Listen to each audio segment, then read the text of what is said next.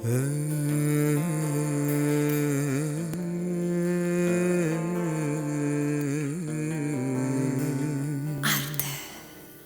ගීතය තුළ ජීවිතය සොයායන්න.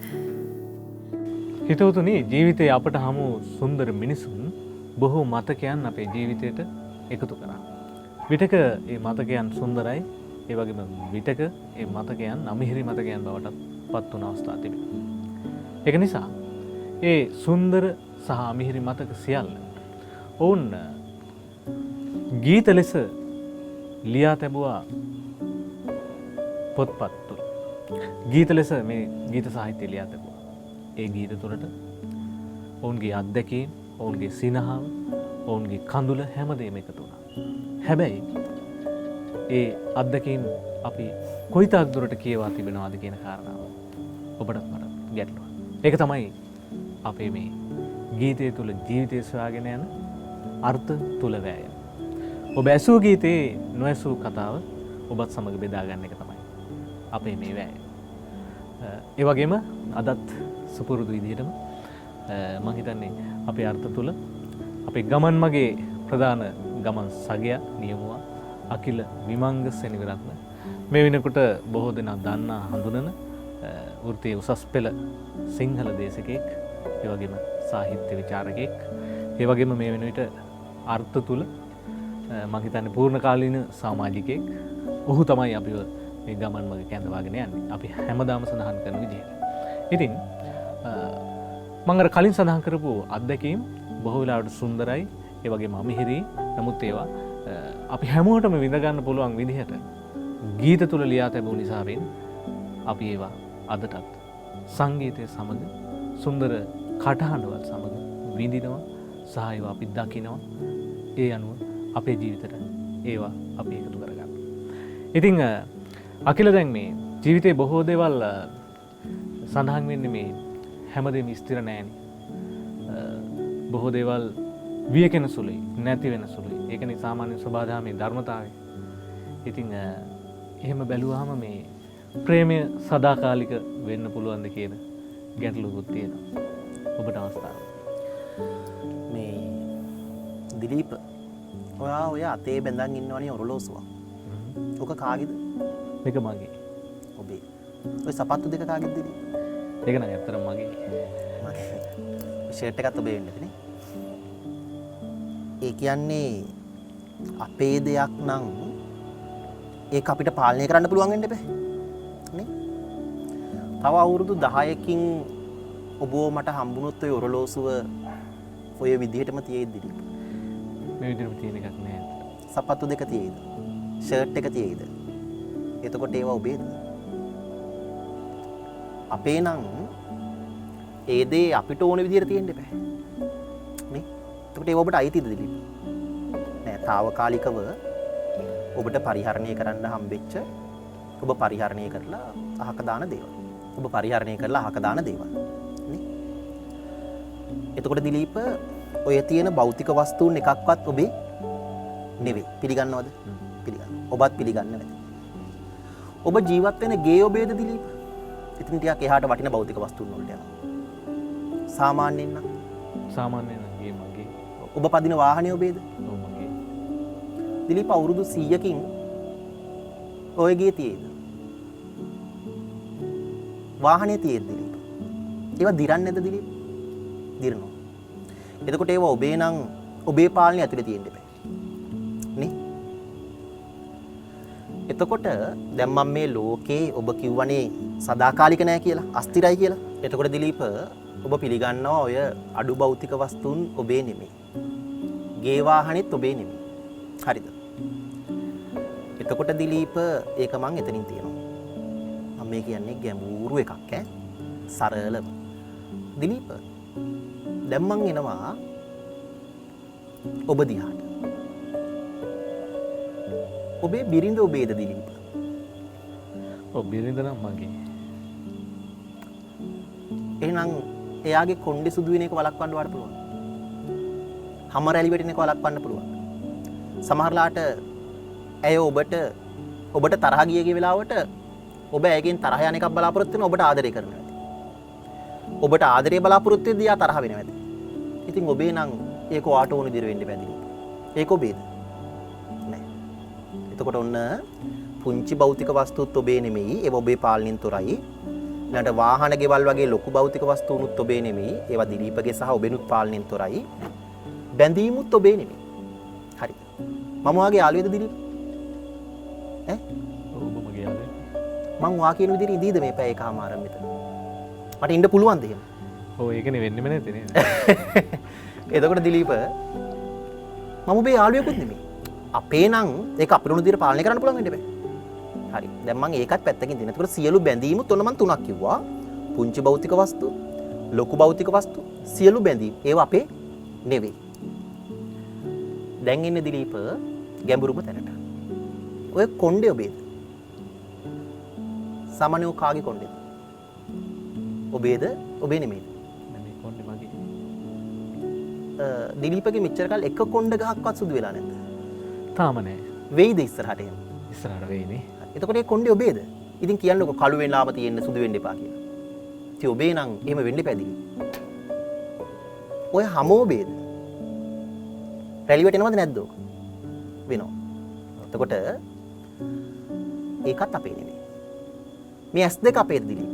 කවදා හරි දවසක දැන් ඔබට තව ටික දවසක් ගියාම ටික දවසක් නෙමෙයි ගොඩ දවසක්. ගියාම 40 සැඳරිය වාගේ එකක් එයි. එතකොට දිලීපේ S අපේද? දත් අපේද? මේ ශරීරය අපේද? අපේ නම් අපිට ඕන විදිහට තියෙන්න පැදිලි. දැන් මං කියන්නේ ගැඹුරු තැනක්. හරිද? මං කියනවා දිලීප ඔබේ ශරීරයේ හොඳට තේරුම් ගන්න. ඔබේ ශරීරයේ නැත්තම් බලාගෙන ඉන්න ඔබේ ශරීරයේ ඔබේ අතේ බැඳලා තියෙන ඔරලෝසුවේ වෙනසක් නැහැ කියලා. ටිකක් ගැඹුරුයි. ඇයි ඒ? මේ දෙකම අපේ නෙවෙයි. ජීවිතේ හිතලා කෙලවරකට ගියාම හිතෙනවා මේ ශරීරයත් අපේ නෙවෙයි කියලා. තේරෙනවද? කෙලවරකට ගියාම හිතෙනවා පොඩි බණ කතාවක් වගේ මේක. හරිද? ඔක තමයි අනිත්‍යයි කියලා කියන්නේ. ගොඩක් අයට තේරුම් ගන්න බැරුව ඉන්නේ. හරිද දිලීප? අපිට තියෙන්නේ මේක ටික වයෝ වෘද්ධ වෙලා නැති වෙනකම් බලාන් ඉන්න විතරයි. හරිද? ඒතර ශරීරයත් ඔබේ නෙමෙයිනේ දිලීප. හරිද? දැන් ඔරලෝසුවක නතර වෙන එක ඔබට වළක්වන්න පුළුවන්ද බැටරි බැස්සාම? බෑනේ. කවදා හරි දවසක වයසට ගියාම මේ අත අංශභාගය හැදුනොත් ඒක හැදෙන එක වළක්වන්න පුළුවන්ද දිලීප? බෑනේ. පපුව නතර වුණොත් ඒක වළක්වන්න පුළුවන්ද අපිට? ඒතර ඔරලෝසුවේ අතේ එහෙම නැත්නම් හදවතේ වෙනසක් තියෙනවද? තියෙනවද නැද්ද? නෑ. එතකොට ඔරලෝසුව ඔබට අයිති නැත්නම් ඔබේ ශරීරය ඔබට අයිතිත් නෑ දිලීප. පැහැදිලිද? ඔබ දැන් අර හැමදේම අනිත්‍යයි කියන එක මම මේ තේරෙන භාෂාවෙන් කියන්නේ. අයිති නෑ. එතකොට දිලීප ජීවිතේ එක තැනකදී හිතෙනවා දැන් ඔබට මං අර ඉස්සෙල්ලා අර මේ විරාමෙදිත් කිව්වනේ අර ලොකුවට උස්සලා තියන්න එපා මාව. ඒ කියන්නේ මේ අපිම ජීවිතය ඇතුලේ පොඩි මුලාවකට අහු වෙලා ඉන්නේ දිලීප. අපි හිතුවොත් අපි ජනප්‍රියයි කියලා අපිට හිතෙනවා දැන් මෙතන ඉන්නවා 15ක් විතර ක්‍රූ එකේ. හරිද? මේ 15 මට අදහම් වුණා කියලා හිතන්නකෝ. සමහරට ඒ අය මාව දන්නේ නැහැ වෙන්න පුළුවන්. මම හිතාන් ඉන්නවා එයාලා දන්නවා කියලා. මම ලබන වින්දනය සමානයි එයාලා දැනගත්ත නැත. පැහැදිලිද මං කියන එක? සියල්ල තියෙන හිත තුල දිලීප. හරිද? මේ ශරීරයෙන් මේ ප්‍රශංසා වලින් ඒ වගේම නින්දා වලින් මේ හැම දෙයක්ම අපේ නෙමෙයි දිලීප. පැහැදිලිද? ලෝකේ අනිත්‍යයි කියන්නේ ඒක. මට දවසක් වාහනේ පදිද්දි තේරුනේ මේ පාගෙන බ්‍රේක් පැඩල් එක කවදා හරි කැඩෙනවනේ. ඉතින් මගේ කකුලත් කවදා හරි දවසක පණ නැති වෙනවා. නේ? ඒතකොට බ්‍රේක් පැඩල් එකේ කකුලේ වෙනසක් නැහැ නේ දිලීප. පැහැදිලිද මං කියන එක? මේ කිසි දෙයක් අපේ නෙමෙයි. ටිකක් ගැඹුරුයි. හරිද? ටිකක් ගැඹුරුයි. දිලීප එතකොට තවත් හිතන්න ඕන. තවත් හිතුවොත් ඔන්න අපේ ශරීරයක් නැහැ කියලා අපිට තේරෙන්න පටන් ගන්නවා. හරිද? එතකොට දිලීප ප්‍රතිරූපමවන එකෙන් අපි ටික ටික ඈත් වෙනවා. මොකටද කියලා හිතනවා. අපේ නොවන දෙයකට මේ. හරිද? එතකොට අපි කියන්නේ කවුද දිලීප? මම කියන්නේ කවුද? කල්පනා කරද්දි හිතෙනවා කෙලවරට හිතුවාම මම කියලා කෙනෙකුත් නැහැ කියලා. නේ? කියන්නේ අපේ ආත්මය ඔබ කියයි හිත තමයි අපි. ඉතින් හිතත් දිලීප අපිට ඕන විදිහට පාලනය කරන්න පුළුවන්. එතකොට මේ ලෝකේ සියලු දේවල් අපේ පාලනයෙන් තොරයි දිලීප. පැහැදිලිද? මට ඔබට ගහන්න හිතෙද්දී ඔබ හිතනවා අර අත පාලනය කරගන්න පුළුවන් යා කියලා. ඒතර අත ඔබේනේ. මගේ අත දිලීප එන්න එන්න හැම රැලි වැටෙනවා. වෙවුලන්න පටන් ගන්නවා ටිකක් දවස් යද්දී. ඉතින් මට පාලනය කරන්න පුළුවන් වෙන්න බෑ. මේ සියලු දේ අපේ නෙමෙයි. පැහැදිලිද? මේ සියලු දේ ලෝක ධර්මතාවයට අනුව වෙනස් වෙමින් වෙනස් වෙමින් වෙනස් වෙමින් වෙනස් වෙමින් වෙනස් වෙමින් ඉස්සරහට යනවා. හරිද? සමහර තැන්වලදී කියනවා ওই ධර්මයේ අපේ ශරීරයේ තප්පර අංශු ගානකදී දිලීප වෙන් වෙලා ලං වෙනවලු. ඒක තමයි වයසට යනවා කියන්නේ. දැන් ඔබේ අත ලොකු වෙච්ච දවස ඔබ දන්නේ නැහනේ. මේක වෙද්දි තමයි දිලීප ධර්මයේ සමහර තැන්වල අපි වයසට යන්නේ හැමරලි වෙලේ. හරිද? ඈතමින් ලං වෙනවලු. ඒකට මේ ලෝක යන විදිහක් තියෙනවා. හරිද? ඉතින් දිලීප දැන් ඔබේ කියන ඔරලෝසුව ඔබට අයිති නැත්තම්. හරිද? ඔබත් තේරුම් ගන්න. ඔය කියන සපත්තු දෙක ඔබට අයිති නැත්තම්. ඔබ අමාරුවෙන් ෆිනෑන්ස් දාලා ගත්ත ඔබේ වාහනේ ඔබට අයිති නැත්තම්. හරිද? ඔබ හම්බ කරන සල්ලිත් ඔබේ නෙමෙයි දිලීප. ඒවා වියදම් වෙන විදිය අපිට පාලනය කරන්න බෑ. නේ? ඔබේ ශරීරය ඔබට අයිති නැත්තම්. ඔබේ හිතවත් ඔබට අයිති නැත්තම්. නිකන් ඔබට එන්නේ නැද්ද ලෝකෙ ගැන ශූන්‍ය හැඟීමක්? මට හිතෙනවා ඒකද දන්නෙත් නෑ සෝවහන නිවන කියන්නේ කියලා. දැන් අපිට ඕක වචනෙන් විස්තර කරාට ඒ අවබෝධින්න බෑනේ දිලීප. නේ? ආයි වචනෙන් ඉලට ආපු ගමන් අපිට පස්කම් සැප ගැන ආසා හිතෙනවා. මට හිතෙනවා නිවන කියන්නේ ඒකද දන්නේ නෑ කියලා මගේ මතේ. ඔබ විවේචනය කරනවා නම් ඔබට විවේචනය කරන්න පුළුවන්. මං කියන එක වැරදි වෙන්නත් පුළුවන්. හරිද? එතකොට මිනිස්සුන්ගේ ප්‍රසිද්ධිය, නින්දාව, සල්ලි මිල මුදල් එක්තරා නිමේෂයකදී ඇහෙනවා අපිට හිතෙනවා මේ මොකටද කියලා. මේ මොකටද කියලා. නේද? තමයි ජීවිතේ හැබැයි හරය. දිලීප ඉතින් මේ ලෝකේ කිසි දෙයක් අපිට අයිතිත් නැත්තම්, අපිවත් අපිට අයිති නැත්තම්, අපේ හිතවත් අපිට අයිති නැත්තම්. හරිද? ඒවා කිසිම දෙයක් සදාකාලිකත් නැත්තම්. ඒවා වයෝ වෘද්ධ වෙලා ෂේ වෙලා යන එක අපිට වළක්වන්න බැරි නම් මේ ගීතය ලියන්න තිබ්බේ සදාකාලික නොවූ ලෝකේ සදාකාලික ප්‍රේමයක් මේ මැද්දේදී හම්බෙන බැඳීමක් කොහොමද දිලීප අපේ වෙන්නේ? හරිද? සොයාගෙන ගම් දනව් පීරා ගෙවූ කාලයේ හීනයක් කියලා නෙමෙයි. ගෙවූ කාලයේ විහිළුවක් වාගේ කියලා. නේ? බැඳීම් වලට අඬන මිනිස්සුන්ට මම කියනවා මේ කතාව ආයෙත් අහන්න. මේ කිසි දෙයක් අපිට අයිති නැතිකොට මැද්දෙන් හම්බෙන බැඳීමක් කිසිසේත්ම අපේ වෙන්නේ නැහැ. මේ සියලු දේ අපේ ග්‍රහණයෙන් තොරයි. පැහැදිලිද? අපේ ග්‍රහණයෙන් තොරයි. බුදුදහමේ තියෙන ගැඹුරුම තැනක් මම සරලව කියන්න උත්සාහ කරේ. ඉතින් ලෝකේ සදාකාලික නෙමෙයි. අපිත් සදාකාලික නෑ. කොටින්ම මේ කිසි දෙයක් අපිට අයිති නෑ දිලීප. නේ? මේ channel එකෙන් කියයි මේ කැමරා යාළගේ කියලා. එයාලගේ නම් ඒවා කැඩෙන්නේ නැතුව තියෙන්න බෑ.